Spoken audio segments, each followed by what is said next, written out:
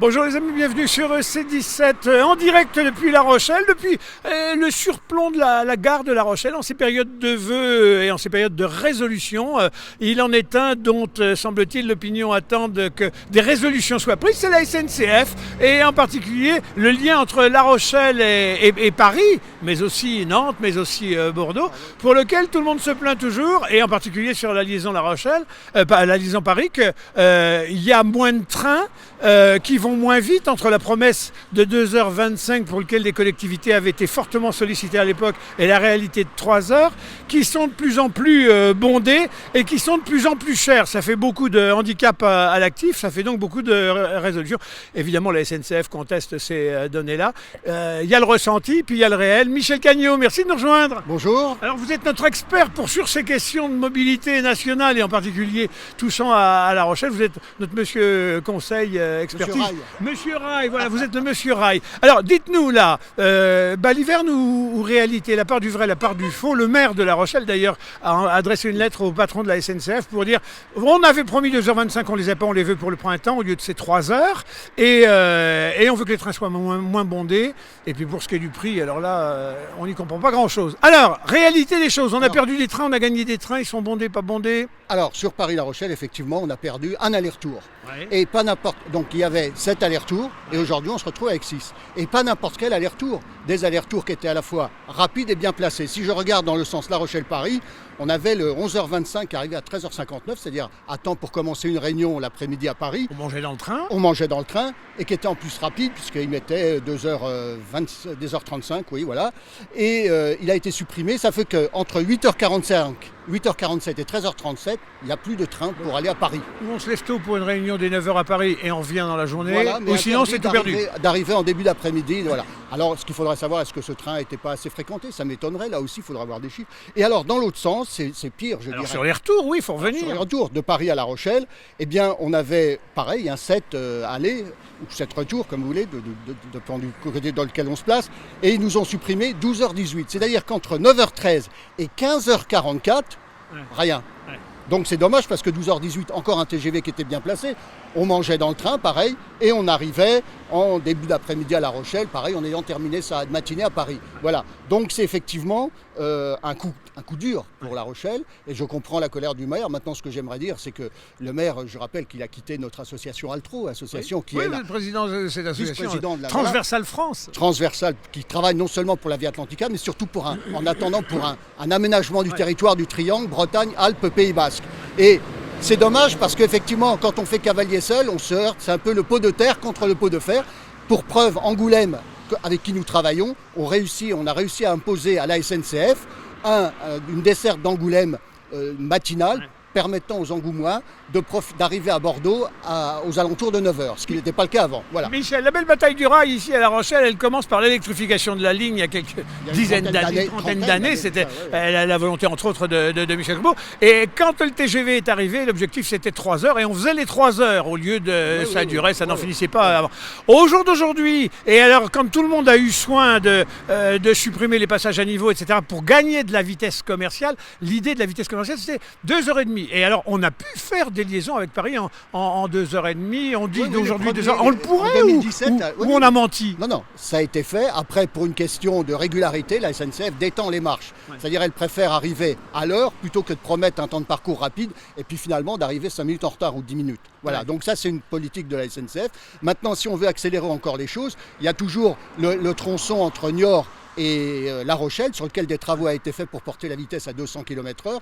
Mais aujourd'hui, alors ça permettrait de gagner 5-6 minutes, mais aujourd'hui, on ne sait pas où ça en est non plus, ça. Alors, ce qu'on entend aussi souvent, mais ça c'est souvent le week-end quand les Rochelais rentrent de Paris, ceux qui bossent là-bas, ou quand les Parisiens viennent, c'est « Oh là, ils sont bondés, archi-bondés ». Est-ce que ces trains sont de plus en plus bondés ou là aussi non? La SNCF dit non, ils sont remplis aux 2/3, donc il y a encore un peu de place.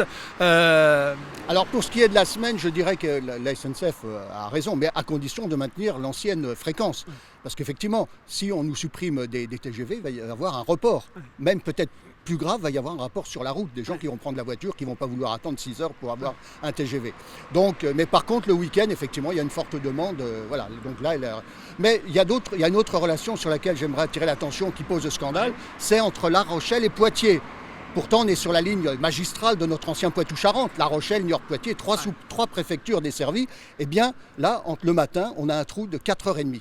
De 4h30 sans train, alors j'ai regardé, entre 7h53 et 12h25, rien. Alors si la SNCF, lorsqu'on tape La Rochelle-Poitiers, elle nous propose un départ à 8h24 pour arriver à 11h40 à Poitiers, soit 3h15, en passant par Tours. La SNCF, elle dit que si c'est plus long, si c'est 3 heures, qu'on n'arrive pas à décoller de ces 3 heures, etc., à quelques exceptions près, c'est parce que c'est qu'on s'arrête à Poitiers, puis on a rajouté des arrêts, c'est toujours le débat, plus qu'on s'arrête, moins qu'on va vite. Oui, alors c'est vrai qu'il faut concilier à la fois la desserte régionale mais là je dirais c'est plutôt l'affaire de la région. Ouais. Le trou entre La Rochelle et Poitiers, c'est du ressort de la région. Ouais. Et sur les prix, Michel, là, alors fut un temps, 1 kilomètre ça valait tant. Aujourd'hui 1 kilomètre ça vaut le nombre qu'on ait à se l'acheter 2 mois avant, 3 mois avant. Enfin on est sur du marketing, purement du marketing. Finalement on en retient quoi, vous qui regardez ça de près? Ça a augmenté, ça n'a pas augmenté finalement? Les prix? C'est toujours pareil, quand on s'y prend à l'avance, il y a des possibilités de tarifs intéressants. De ristourne, voilà, de tarifs. Maintenant, est-ce que tout le monde a la possibilité, c'est toujours la grande question, est-ce que tout le monde a la possibilité de réserver un mois à l'avance? Dites, alors là aussi, dans les logiques de la Maison Rail, c'est, écoutez, si vous ne pouvez pas passer par là, passez donc par Nantes, et puis vous irez à Lyon, passez donc par ailleurs. Oui.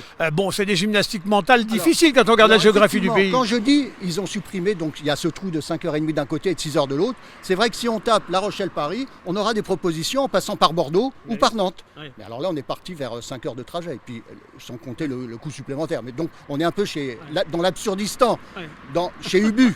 Voilà. Alors, et quand la Maison Rail avait aussi dit, avec la LGV là, qui de Paris jusque vers le Grand Sud-Ouest, nous concernant, tout va aller beaucoup mieux, tout le monde a mis un paquet d'argent là-dessus, y compris nous, mais on le voit pas passer. Est-ce que nous, ça nous a permis de raccourcir un petit peu les distances, ou non, ça a compliqué?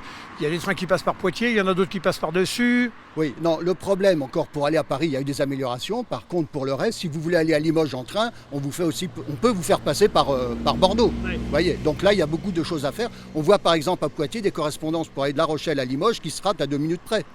Avant qu'on se sépare, la Maison Rail dit aussi que la pandémie, évidemment, comme partout, elle a été cause d'un sacré ralentissement. Il paraît la fréquentation est tombée de l'ordre de 15%. Et la SNCF dit oui, mais nous, finalement, on a réduit à 95% seulement notre activité. C'est vrai, mais d'un autre côté, le patron de la SNCF dit qu'il veut doubler le nombre de gens qui prennent le train. Et dans ce cas-là, il faut des trains. On ne peut pas doubler en bourrant les trains comme des bétaillères. Alors, petit problème, il faut des trains, sauf qu'aujourd'hui, on voit bien qu'on en a, des modernes, des TGV, mais qui ont été foutus à la réforme. On a une image là qu'on a pu se procurer, elle est publique, elle est sur internet, regardez, le cimetière de TGV. Oui, il y a le cimetière des éléphants, puis le cimetière de TGV quand on pense que ça a moins de 30 ans et que c'est déjà à la réforme. Et là, il y a aussi un parfum de scandale parce qu'il y a une société actuellement qui s'appelle Le Train qui cherche à acquérir justement du matériel pour pouvoir faire des liaisons TGV là où que la SNCF ne fait pas, et elle se heurte à des difficultés parce que malgré ce cimetière, parce qu'il faut bien se dire que dans un tel cimetière, les rames commencent à être vandalisées, cannibalisées. Ouais. Et je terminerai juste que sur Nantes-Bordeaux, on a parlé beaucoup de Nantes-Bordeaux, eh bien pour aller vers Nantes, il manque encore 3 trains. Parce que par exemple, entre 6h19 et 10h19, il n'y a rien, alors qu'en fait, il faudrait un truc vers 8h19. Ouais. Pareil, entre 12h19 et 16h19, il manque 14h19.